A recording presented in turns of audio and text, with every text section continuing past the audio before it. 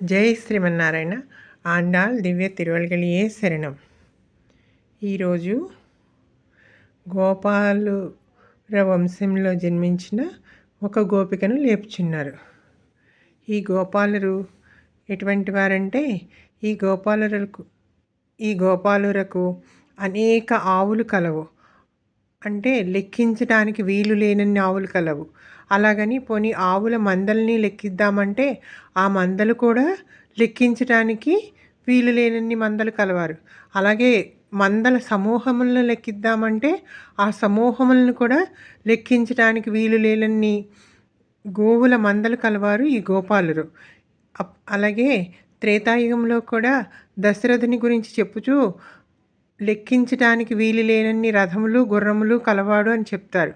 ఇక్కడ కూడా అలాగే ఈ గోపాలరకు లెక్కించలేనన్ని గోవుల సమూహములు మందల సమూహములు కలవు అని చెప్పుచున్నారు. అలాంటి గోపవంశంలో జన్మించిన బంగారు తీగ అని చెప్తున్నారు. అందుకే ఇక్కడ ఒక బంగారు తీగని ఏర్పాటు చేసుకున్నాం. ఓన్లీ గోవులను కాచేవారే కాదట ఈ గోపాలురు, శత్రువులను కూడా ఎదిరించగలిగిన బలమైన శరీరము దార్ఢ్యము కలవారట. అలాంటి గోపాలుర వంశంలో జన్మించిన ఓ బంగారు తీగ లేచి రావమ్మా అని లేపుచున్నారు. ఈ గోపాలుర వంశంలో జన్మించిన ఈనాటి గోపిక చాలా అందమైనదట.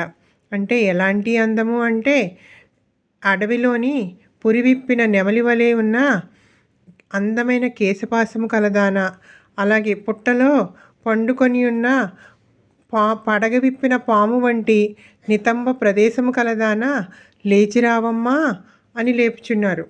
అంటే బంగారు తీగ అంటే ఈ తీగ అనేది ఒక చెట్టుని ఆశ్రయించి అల్లుకొని ఉంటుంది. దానినే భక్తి అని అంటారు.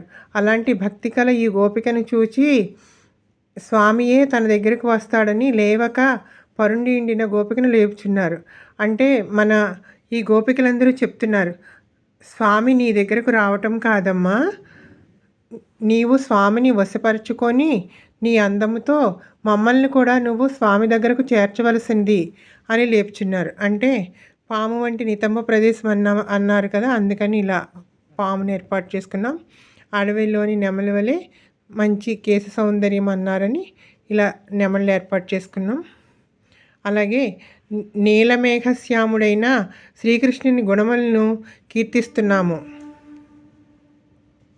నీవు కూడా మాతో వచ్చి చేరి ఆ శ్రీకృష్ణుని గుణగానామృతము చేయవలసింది అని చెప్పుచున్నారు. అంటే నీలమేఘశ్యాముడైన శ్రీకృష్ణుని అని చెప్పుచున్నారు.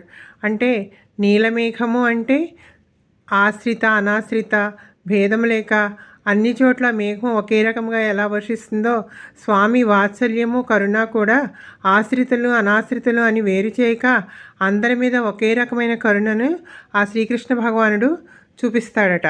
అలాంటి శ్రీకృష్ణుని గుణగానం చేయుచున్నాము, నీవు లేచిరావమ్మా అని ఈనాటి గోపికను లేపుచున్నారు.